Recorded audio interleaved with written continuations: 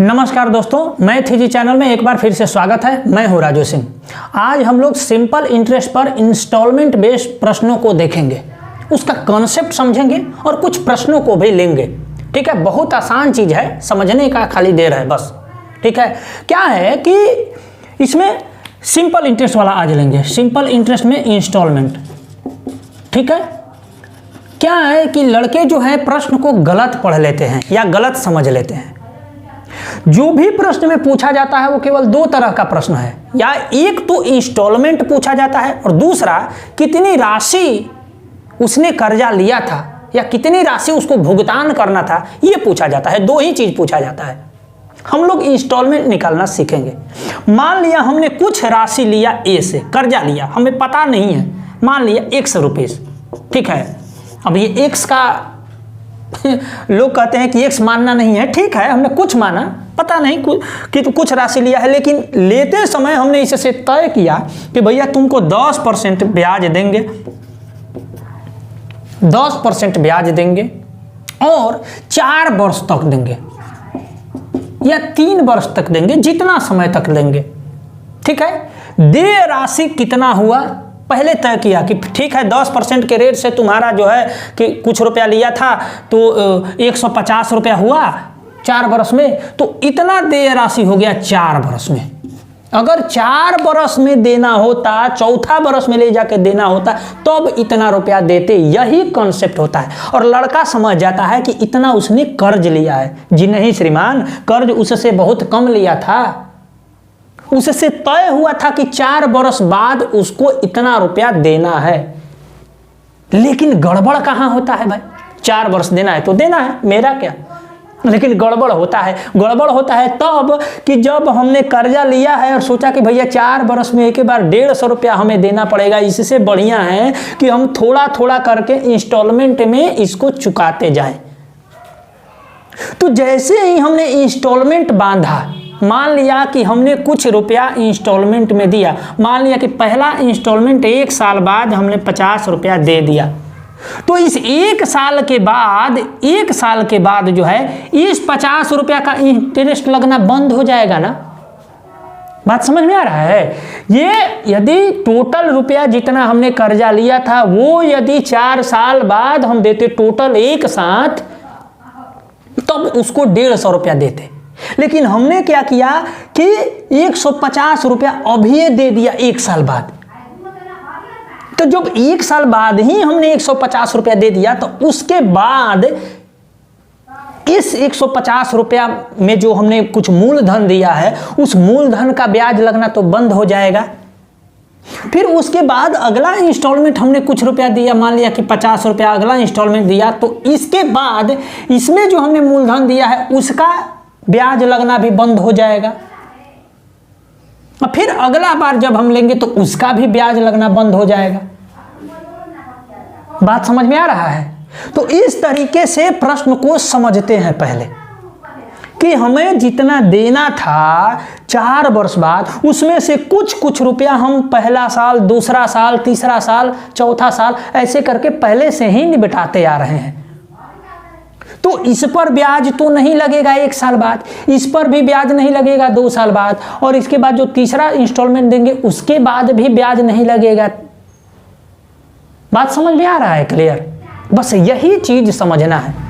और जब हम सवाल को बनाएंगे तो बिल्कुल 100 पर लेके चलेंगे ताकि आपको कोई परेशानी ना हो। मान लिया कि कोई एक अमाउंट है, एक सवाल है, आप देखिए कि 4 वर्ष में दे। एक सवाल है मेरे पास, एक सवाल हम लेते हैं कि 4 वर्ष में दे 2180 रुपया को 4 बराबर किस्तों में चुकाना चाहता है, तो प्रत्येक किस्त कितने रुपया की होगी यदि ब्याज दर 6% हो? कितना है दे, कितना है हमें देना, कितना है 2180 रुपया। आप बात को समझिए, देना है 2180 रुपया, रेट है 6%, 4 किस्त में देना है, टाइम कितना है 4। यही बात को समझना है। ठीक है, कह रहा है कि 2180 रुपया 4 साल बाद दे है, टोटल इतना देना था। कितना कर्जा लिया था वो इससे बहुत कम कर्जा लिया था। वो 6% ब्याज के साथ टोटल तय हुआ कि 2180 रुपया हमें 4 वर्ष में देना है। ठीक है, अब हम इसको आराम से समझते हैं, कोई दिक्कत नहीं है। तो हमसे पूछा जा रहा है कि उसका इंस्टॉलमेंट कितना होगा, 4 जो इंस्टॉलमेंट आएगा वो कितना होगा। भैया हमने माना कि इंस्टॉलमेंट जो है पहला साल जो दिया 100 रुपया दिया, समझ लीजिए पहले, दूसरा साल भी 100 रुपया दिया, तीसरा साल भी 100 रुपया दिया और चौथा साल भी 100 रुपया उसने दे दिया। अब देखिए 2180 रुपया यदि टोटल 4 साल बाद देता तब उसका कर्जा चुकता होता। लेकिन क्या किया कि यहां से उसने कर्जा देना शुरू कर दिया। अगर ये यहां पे कर्जा न दिया होता, सपोज करते हैं कि ये यहां पर दिया नहीं, यहां पर नहीं दिया होता, डायरेक्ट यहां दिया होता, तो इसका 6% लगता और एक्स्ट्रा लगता ना। ये तो पहले चुका दिया है, अगर नहीं चुकाया होता तो इसका 6% और एक्स्ट्रा लगता 1 साल के लिए। अगर मान लिया कि ये भी नहीं दिया होता पहले, ठीक है, ये भी नहीं पहले दिया होता, तो नहीं दिया होता तो कितना लगता, इसका 2 साल के लिए लगता 6 दूना 12%, 112 रुपया हो जाता। और यह भी अगर नहीं दिया रहता तो इसका कितना हो जाता, 118 रुपया। इसमें 2 गुने 6% हो जाएगा, ये 3 गुने 6% हो जाएगा। अगर ये नहीं दिया रहता यहां पर तो 3 साल का उसको ब्याज देना पड़ता ना। अगर ये यहां नहीं दिया रहता तो इसका भी 3 साल का ब्याज देना पड़ता, और ये यहां पे नहीं दिया रहता तो इसका भी 3 साल का ब्याज देना पड़ता।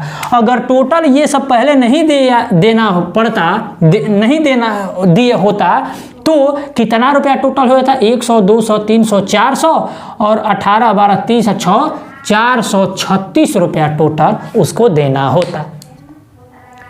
वास्तव में कितना देना है, इतना रुपया। तो यही 436 रुपया हो जाएगा 2180 के बराबर। तो हमें ये पता करना है कि ये जो 100 रुपया इंस्टॉलमेंट दिया है वह कितने रुपया का दिया है। तो यही 436 रुपया बराबर हो जाएगा 2180 के। तो 1 बराबर कितने को हो जाएगा मेरे भाई, 4 से 5 बार में सीधे कट जाएगा। 5 बार में इसको काटोगे तो 5 बार में कट जाएगा। 1 बराबर 5, तो 1 का वैल्यू 5 आया तो 100 का वैल्यू कितना आएगा, 500। इधर भी 500, इधर भी 500 और इधर भी 500, अर्थात 5, 5, 500, 500 का यह 4 इंस्टॉलमेंट देके 2000 में ही मामला समाप्त हो जाएगा। आप कहोगे कि 2180 रुपया देना था, जी हाँ देना था 2180 रुपया, लेकिन टोटल 4 साल बाद देता तब देना था 2180 रुपया। लेकिन इसने किया क्या है कि पहले से ही 500 रुपया देना शुरू कर दिया है। तो जब पहले 500 रुपया दे के निपटा दिया तो इसमें से कुछ ब्याज भी दिया और कुछ मूलधन भी दिया है। 1 साल का ब्याज भी दिया है ना उसका, और कुछ मूलधन भी दिया है। तो जो मूलधन यहाँ दे दिया उसका ब्याज इसके बाद नहीं लगा। बात समझ गए। तो वही से कुछ अमाउंट कम होके वो 180 रुपया कम हो गया, टोटल उसको 500 रुपया का हुआ। बात क्लियर। एक बार फिर से, प्रश्न में यही था कि 2180 रुपया देय राशि है, उसको 4 किस्तों में चुकाना है और रेट है 6%। तो किस्त कितनी होगी यह सवाल था। ठीक है, बिल्कुल क्लियर। देय राशि हमेशा ये देना है उसको, ये कर्ज नहीं लिया है, इतना रुपया उसको चुकाना है 4 साल में, एक मुश्त देता तो। लेकिन वो लड़का था चालाक, लेने वाला, वो बोला कि नहीं भाई हम रेट तो तुमको देंगे लेकिन हम पार्ट देंगे, first instalment, second instalment, third instalment और फोर्थ इंस्टॉलमेंट, 4 इंस्टॉलमेंट में देंगे। तो हमने सपोज किया कि उसने 100 रुपया का इंस्टॉलमेंट दिया था। तो अगर 100 रुपया का इंस्टॉलमेंट देने दिया तो कितने रुपया टोटल इंस्टॉलमेंट का वैल्यू हो गया। अगर यह यहाँ न दे करके यहाँ दिया होता तो इसका भी 6% रेट लगा हुआ होता ना, लगा हुआ होता निश्चित। अगर यह 100 रुपया यहाँ ना दे करके डायरेक्ट यहाँ दिया होता तो 2 बरस का यहाँ लगा रहता 12 रुपया, और यहाँ 3 बरस का लगा रहता, तो टोटल कितना लग गया होता, उसका कितना लग गया होता, 436 रुपया। अगर यह नहीं दिया होता तो यही इतना लग गया होता ना, इतना के बराबर, क्योंकि इतना उसको देना था। तो 436 बराबर है 2180 के, तो 1 बराबर कितना हो गया 5 के, अर्थात 100 कितने के बराबर हो जाएगा जो इंस्टॉलमेंट हमने माना है, तो 500 500 500 500 के। ठीक है, अब अगला प्रश्न लेते हैं और उसमें और क्लियर हो जाएगा। आइए एक और प्रश्न को देखते हैं। यह कह रहा है कि 18,600 रुपया 3 किस्तों में दे है 18,600 रुपया देना है उसको 3 किस्तों में, और कह रहा है कि पहली किस्त दूसरी किस्त से आधी है तथा तीसरी किस्त की 1/3 है, और दर जो है वो 5% है। तो तीनों किस्त ज्ञात करिए। देखिए कितना रुपया है, 18,600 रुपया। ये ध्यान देना है कि 18,600 रुपया है। अब इसमें कंडीशन लगा दिया है कि पहली किस्त दूसरी किस्त की आधी है। अगर पहली किस्त 100 रुपया माना जाए तो दूसरी किस्त कितना हो जाएगा 200, और यह जो पहली किस्त है वो तीसरी किस्त की 1/3 है, अर्थात यह हो जाएगा 300। ये पहली किस्त है 100 रुपया, दूसरी किस्त है 200 रुपया और तीसरी किस्त है 300 रुपया। हमने केवल ऐसे समझाने के लिए ये गोलक बनाया है, आप बनाना हो तो आराम से उड़ाइएगा, देखिए कैसे। ठीक है, और रेट कितना है 5% और टाइम कितना है 3 साल। ठीक है, ये समझने वाली बात है, बस यही है सवाल। तो तीनों किस्तों के बारे में पूछा जा रहा है। माना कि पहले किस्त 100 रुपया, तो ये दूसरी किस्त की आधी है, तो दूसरी किस्त कितनी हो जाएगा 200 रुपया, और ये जो है वो तीसरी किस्त की 1/3 है, तो तीसरी किस्त है 200 रुपया 300 रुपया। अब कह रहा है कि सपोज कीजिए कि यह यहाँ न दे करके यहाँ दिया रहता, तो यह 5% के रेट से लग जाता, तो 5 दूना 10 हो जाता, 210 रुपया हो जाता। लगता ना इसका 10% 5%, तो 5 दूना 10 रुपया लग जाता। अगर ये यहाँ दे करके यहाँ दिया रहते तो कितना हो जाता, यह भी 5% लगता लेकिन 2 बरस में। ठीक है, तो ये कितना होगा 5 दूना 10%, तो 100 का 10% 10 रुपया हो जाएगा 110 रुपया। अब इसको जोड़ेंगे तो 300 200 500 100 620 रुपया हो गया। ये ध्यान दीजिए। ठीक है, 620 रुपया जो है वो 18,600 के बराबर है। अब यही जो अमाउंट इसका आता, कितना दिन में 3 साल में यदि देना होता तब इतना देता, 3 साल में एक मुश्त देना होता तो, लेकिन उसमें चढ़ाके किया कि 100 रुपया मतलब कुछ रुपया फर्स्ट ईयर में दे दिया, कुछ रुपया सेकेंड ईयर में दे दिया, कुछ रुपया लास्ट में जो देना था वो दिया।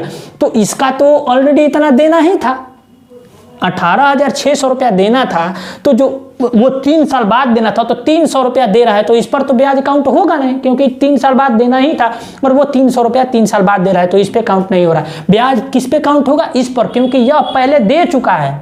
तो यदि नहीं दिया होता इतना रुपया तब इस पर ब्याज लगता 10 रुपया, अगर ये नहीं दिया होता साल भर पहले तब इस पर ब्याज लगता 10 रुपया, और तो 620 रुपया हो गया। अब ये 620 रुपया जो है वो 18,600 के बराबर है, तो इसमें 3 से कट जाएगा क्या, बिल्कुल कट जाएगा, 300 से कट जाएगा। तो देखिए अब 1 का वैल्यू आ गया 300, तो इसका वैल्यू कितना हो जाएगा 3000, ये हो जाएगा 6000 और ये हो जाएगा 9000। 3 किस्त में ये जाके समाप्त करेगा, 3000 6000 9000, अर्थात टोटल 18,000 रुपया देके समाप्त हो जाएगा। और आप पूछिएगा कि भाई कर्जा कितना लिया था, तो निश्चित है 18,000 से कम ही लिया था, क्योंकि इसमें ब्याज देने के बाद भी ये 18,000 में चुका दे रहा है। यदि 1 साल बाद 2 साल बाद और 3 साल बाद देता है, तो अगर एक मुश्त 3 साल बाद देना होता तब वह ले जाके 18,600 रुपया एक बार में देता। बात क्लियर, समझ में आ रहा है? अगर समझ में आ रहा है तो आप वीडियो को लाइक शेयर और सब्सक्राइब करिए। ठीक है, इसको एक बार फिर से समझते हैं। कह रहा है कि 18,600 रुपया उसको दे था 5% दर से 3 साल में, और कंडीशन दे दिया कि पहला किस्त जो है वो दूसरे किस्त का आधा है और तीसरे किस्त का 1/3 है। तो पहला किस्त यदि 100 रुपया माना तो दूसरा किस्त 200 होगा, क्योंकि दूसरे किस्त का आधा है ये, तो 100 रुपया यदि आधा है तो दूसरा किस्त उसका दुगुना होगा, और तीसरे किस्त का ये जो है पहला किस्त वो 1/3 है, तो अर्थात यह 300 हो गया। अगर ये यहाँ ना दे करके 1 साल बाद दिया रहता तो 5% उसको दर लगता तो 210 रुपया हो जाता। अगर यह 2 साल पहले ना दे करके सब लास्ट में दिया रहता तो इसमें भी 10% बढ़ जाता है, 110 हो जाता। टोटल जोड़ करके 300 200 500 एक 620 रुपया आ जाता। यही 620 रुपया दे होता कितना, इतना, तो 620 18,600 के बराबर है, अर्थात एक का वैल्यू 300, अर्थात हमारा जो किस्त होता वो 300 गुना इसमें कर देते, 300 गुना इसमें कर देते, 300 गुना इसमें कर देते, अर्थात 3,000, 6,000, 9,000 होता। ठीक है, एक और प्रश्न लेते हैं, उसको देखते हैं कैसे सोल्व करेंगे। आइए अगले प्रश्न को लेते हैं। इस प्रश्न में है कि 10% वार्षिक ब्याज की दर से वह वार्षिक किस्त क्या होगी जिसे 4200 रुपया का ऋण 5 वर्षों में चुका दिया जाए। कह रहा है कि 10% के दर से R बराबर 10% ऋण हो गया, यह कर्जा लिया है 4200, यहीं पे थोड़ा समझना है।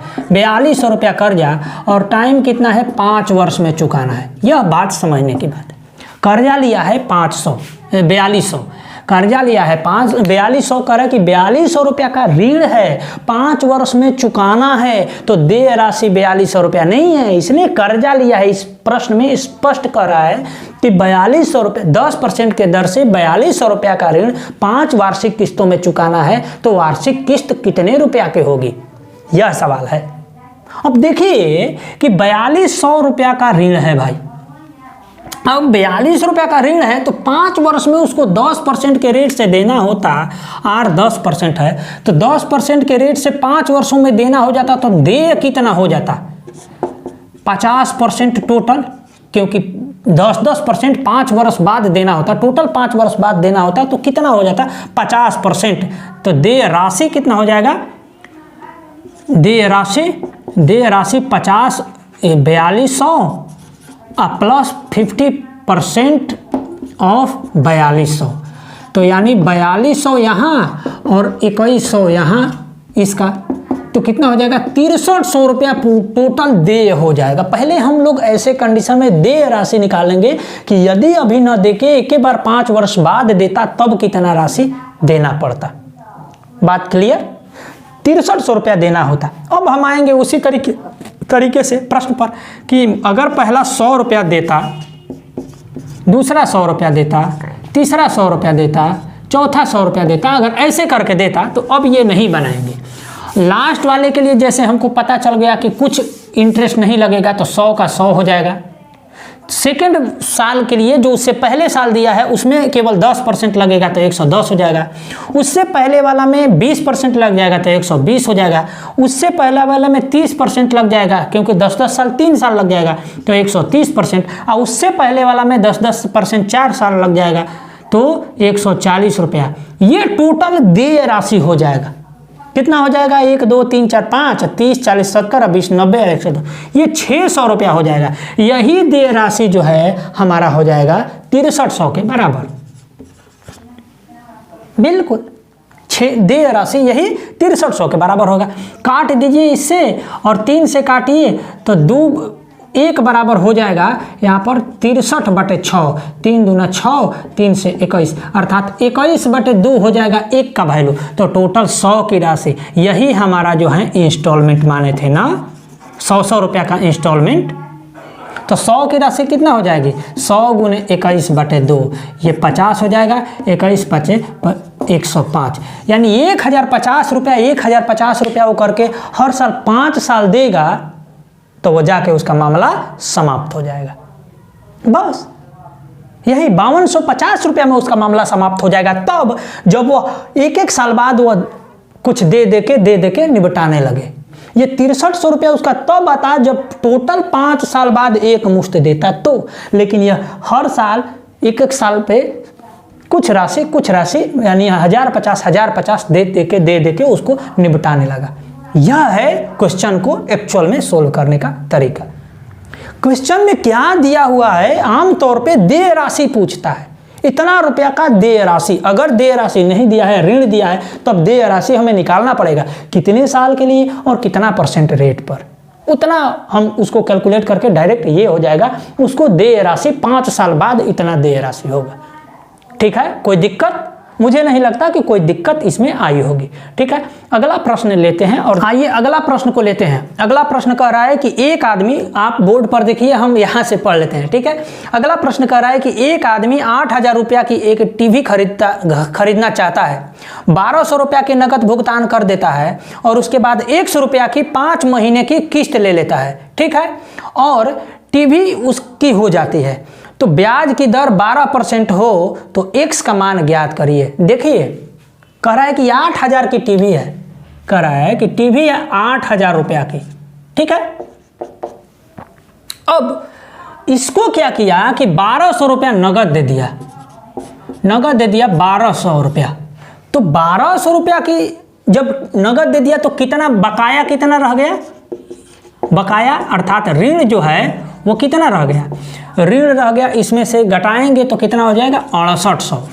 अब कहता है कि टाइम जो है 5 वर्ष है और रेट जो है वो 12% वार्षिक है, लेकिन इसको 5 महीना में, माफ करिए 5 माह कर रहा है, 5 महीना में चुकाना है। तो यहाँ पे रेट कितना हो जाएगा 12/12 अर्थात 1% प्रति माह। यही चीज समझने वाला है लड़का, यहाँ पे गड़बड़ कर सकता है और कुछ नहीं करना है मेरे दोस्त, कुछ भी नहीं करना है, बिल्कुल आसान है। अब आप समझ गए मामला को।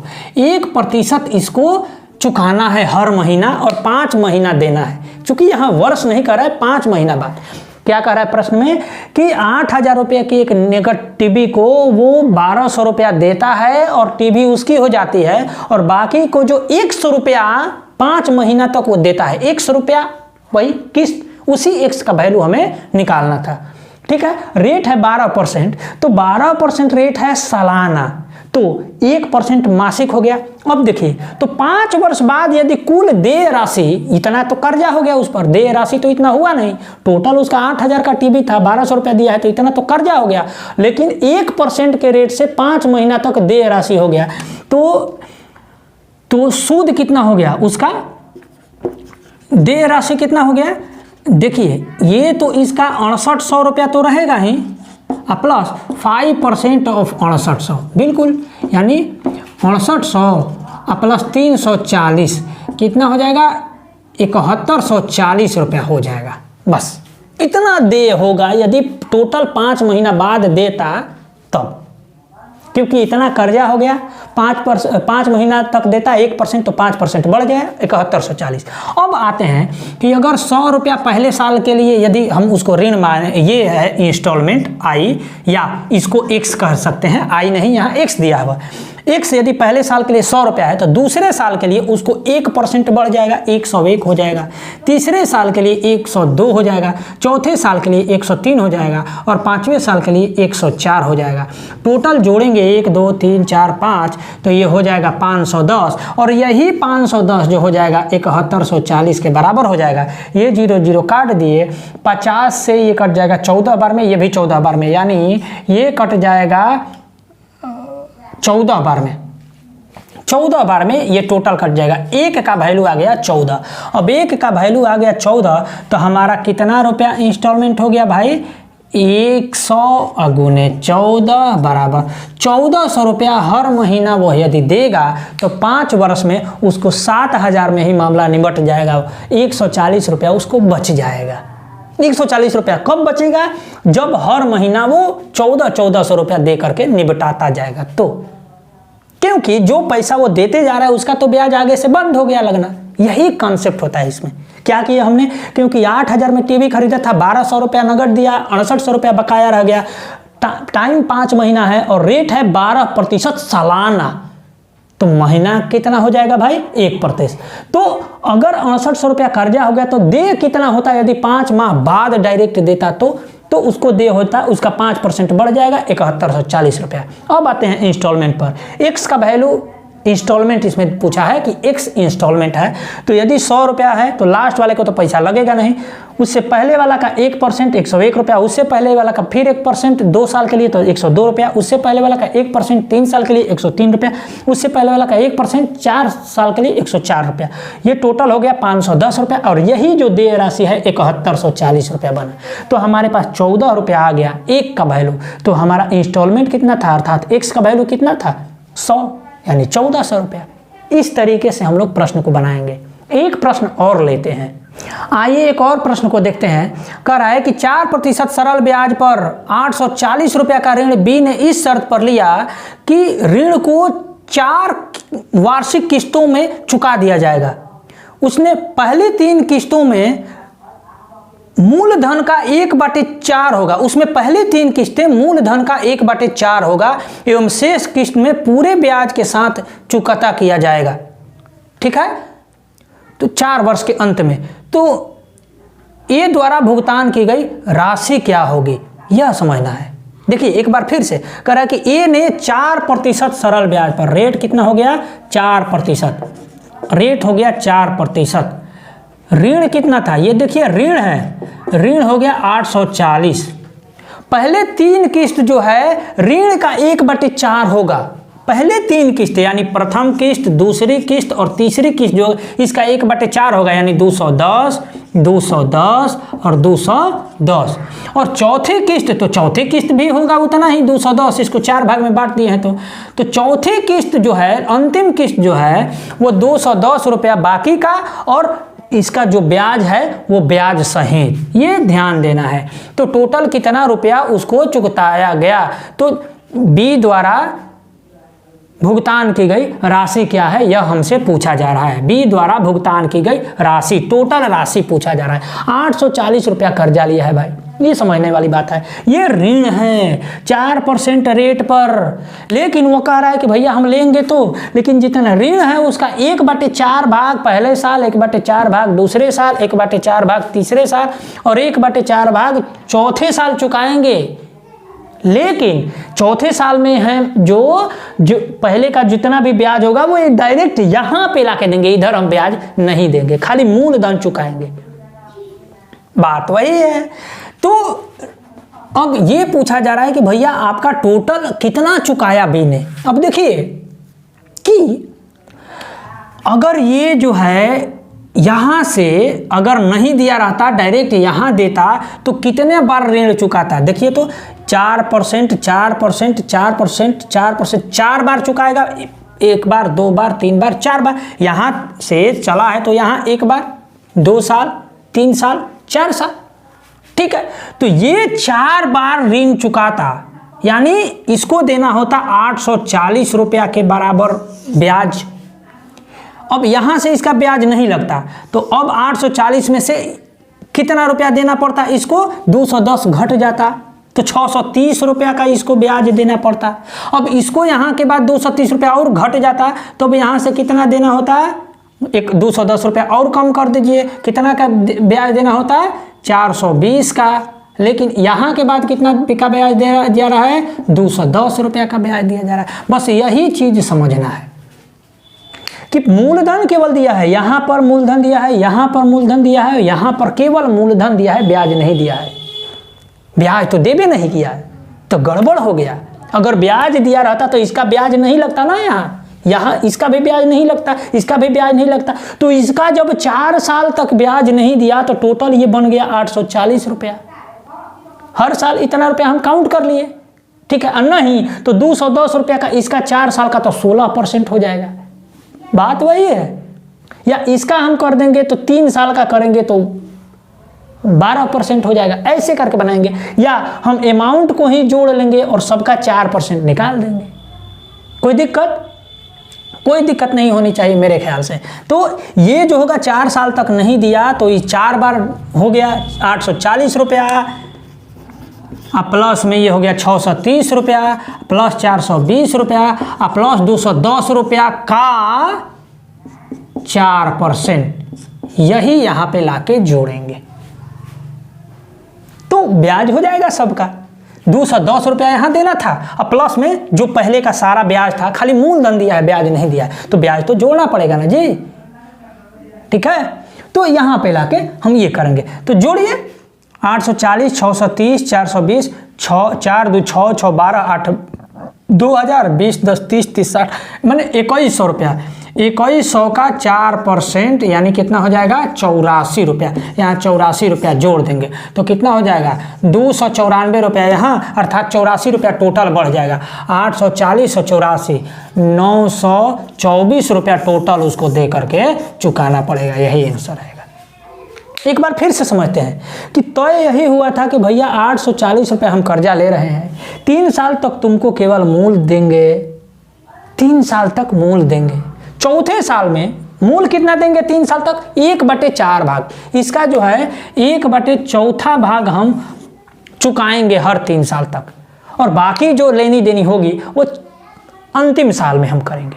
तो अंतिम साल में तो जब 1/4 दिया तो यहाँ भी 1/4 ही होगा, ये तो निश्चित है। लेकिन यहाँ तो केवल मूल दिया है, तो इसका 1 साल का ब्याज आएगा, इसका 2 साल का ब्याज आएगा, इसका 3 साल का ब्याज आएगा, और इसका तो 4 साल का ब्याज देना पड़ेगा, क्योंकि 4 साल बाद इसको दिया जा रहा है। तो जब 4 साल का ब्याज इसको देना पड़ेगा तो 840 रुपया, इसको 3 साल का ब्याज दिया जाएगा 630 रुपया, इसको 2 साल का ब्याज 420 रुपया, इसको 1 साल का ब्याज देना है तो 210 रुपया। इतना रुपया का 4% ब्याज, क्योंकि ये जब 4 साल रहा तो हम 840 काउंट कर लेते हैं सीधे। इस तरीके से 84 रुपया हमको एक्स्ट्रा देना पड़ेगा। टोटल वैल्यू हो जाएगा 840 और प्लस में 84, टोटल हो जाएगा 924 रुपया। ठीक है, ये रहा कुछ प्रश्न। बाकी इसी तरह के प्रश्न होंगे, ज़्यादा से ज़्यादा थोड़ा उलट पलट के पूछता है। अगले वीडियो में मिलेंगे कंपाउंड इंटरेस्ट पर इंस्टॉलमेंट वाले प्रश्नों को लेकर के। ठीक है, आप वीडियो को लाइक, शेयर और सब्सक्राइब करिए। जय हिंद।